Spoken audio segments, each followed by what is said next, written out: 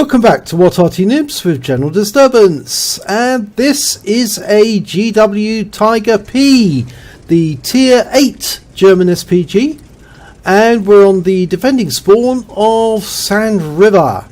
Now the name of the commander of this vehicle is Jiff.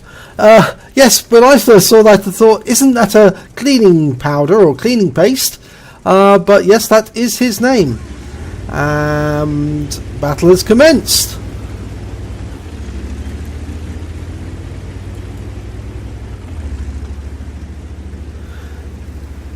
Now the GW Tiger P was actually a development of the Porsche Tiger, the Porsche chassis, which was actually used for the Ferdinand as well.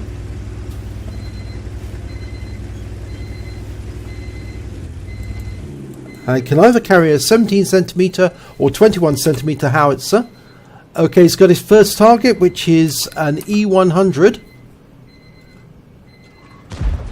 Okay, he's loaded, ready to go. Rounds out on the E100. Oh, it landed very nearby, in fact, right on the front of the E100, but it didn't hit it exactly. Did 445 hit points.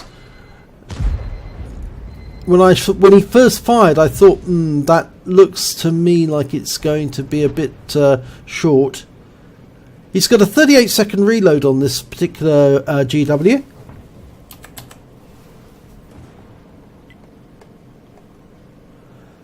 The normal reload time for the 21cm is 51 seconds. So that tends to make me think that this is actually the 17cm howitzer.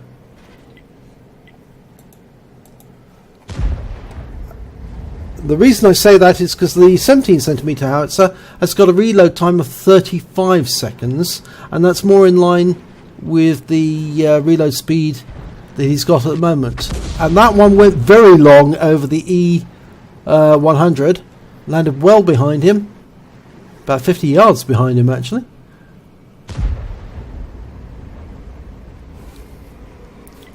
It might also suggest that he's got a less than 100% crew, and that would account for the difference in times. But certainly it's very unlikely that somebody with a 21cm gun would actually manage to get a 38-second reload, because it's just such a big drop in reload time. Almost reloaded again. Rounds out. Ah, that landed short. But I suspect it has done some stun assistance or stun damage to the E100. We can't see the E100 right now, so we don't know how much. But it's a very difficult shot because he's actually firing just over the lip of that hill. And it's such a narrow band to actually put the shell into the target. Okay, he's got some much better targets to fire at over on the east side. This IS-3, and behind that's another couple of tanks. The IS-3 is a much better target. Just line him up and rounds out. That should hit target. And it fell short. Now that's unusual. Now again, that might indicate that he hasn't got a 100% crew, and that's why it was off target.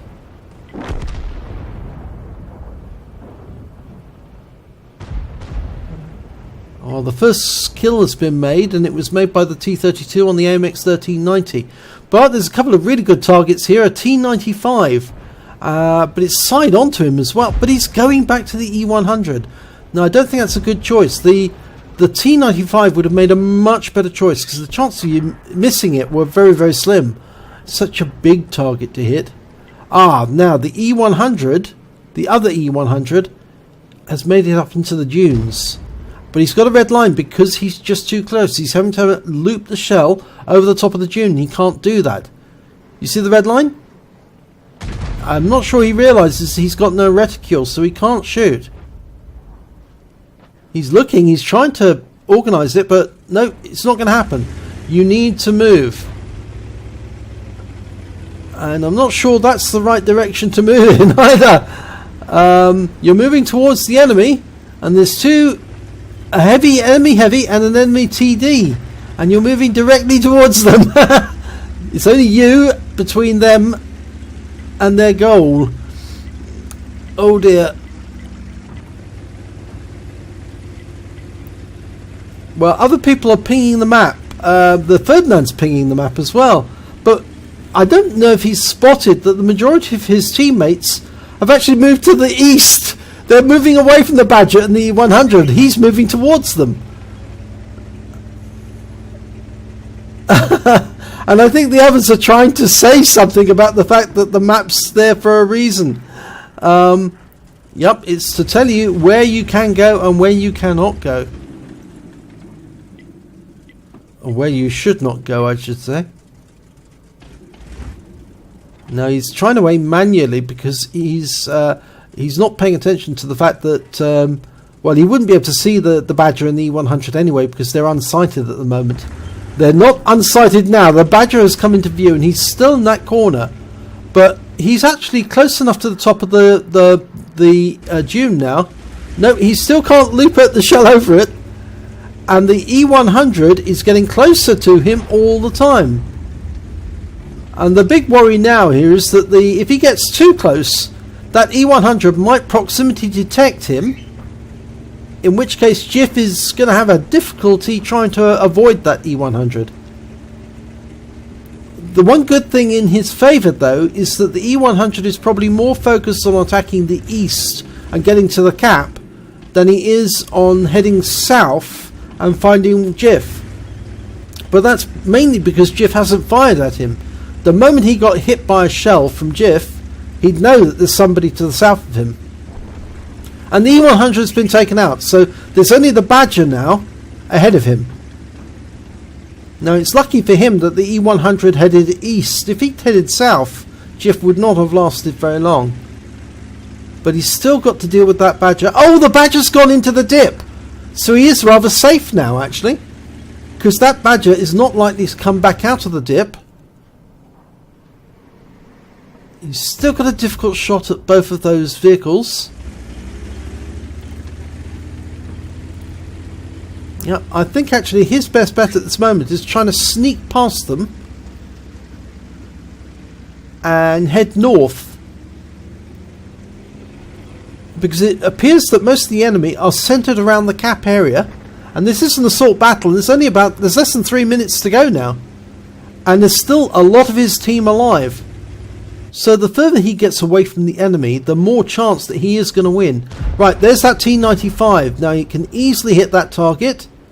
He's lining it up and rounds out.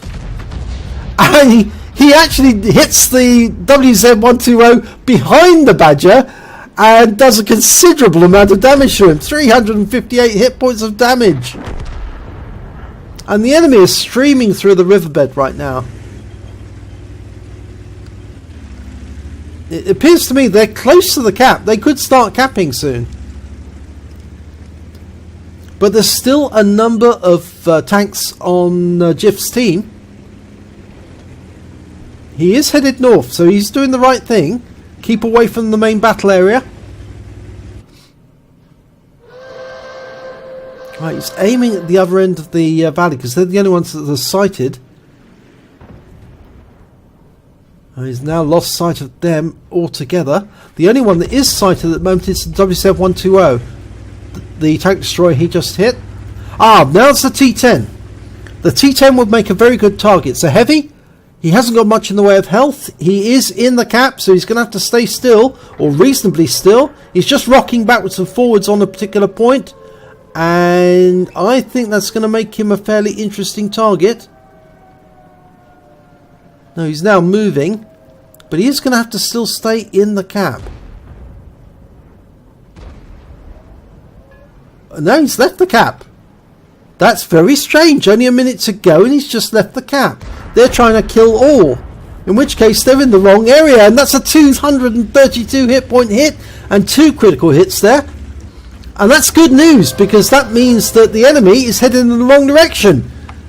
They're trying to kill that IS-7, trying to kill all of the remaining enemy forces. Excuse me. So it now appears that jiff has actually got the advantage, because although the enemy is capping, they're only capping with one. I suspect it's the Scorpion. Could be the T-95. No, you can't go through rocks, you have to go around them.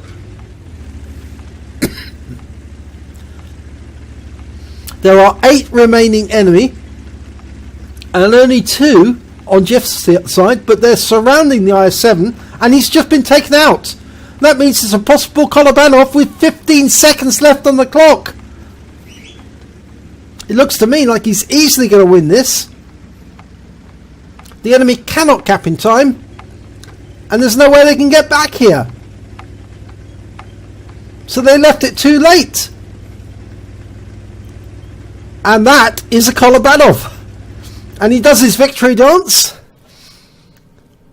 So let's have a look at the end of battle results, and it's a bruiser medal for jiff in the GW Tiger P for getting at least 5 critical hits. He got 6, but best of all, he got a Kolobanov medal, the medal that everyone would like to get for standing alone against 5 of the enemy. In fact, he stood alone against 8 of the enemy and still won, because they didn't cap out in time and they didn't manage to find him and kill him.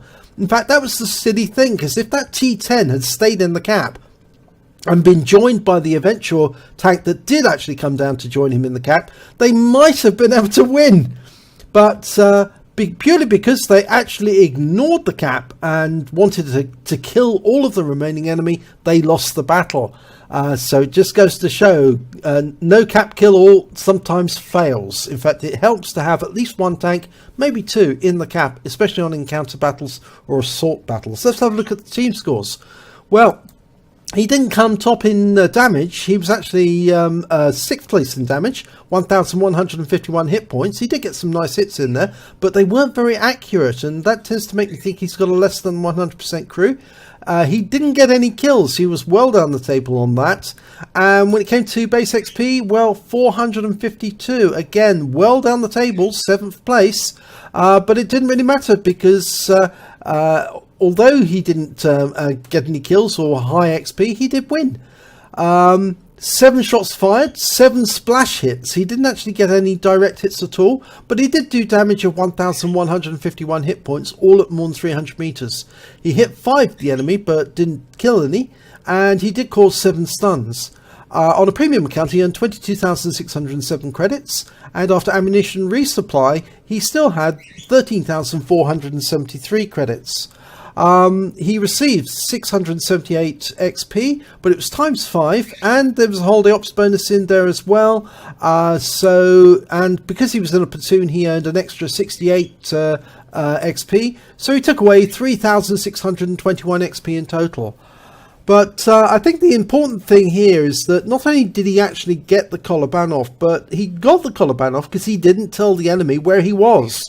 If he had actually fired over the dune at the Badger and the E100, I'm sure they would have come south to investigate where he was and shoot him. But because he didn't fire at them, and because he wasn't able to fire at them, they weren't able to locate him. He was able to move north, and he got out of the way. And then because the enemy failed to cap, they gifted him the Kolobanov. But he did do the right thing. He won that Kolobanov by running away, and he still managed to get some good hits on the enemy, as we can see there. But if you do have a position where you are faced with just you between 2 dangerous enemies like an E100 and a Badger, personally I think I would have headed east as quickly as possible to get to my teammates so they could provide some support for me and so I could actually fire at the enemy. But in this case, if he had done that, he would have lost. So he did make the right decision after all, and that means I'm wrong. So I think the proof is in the end results. The fact is that jiff did win. So well done, jiff. If you enjoyed this replay, please give it a like and do subscribe to our channel, and hopefully it'll be your replay I'll be featuring in our next video.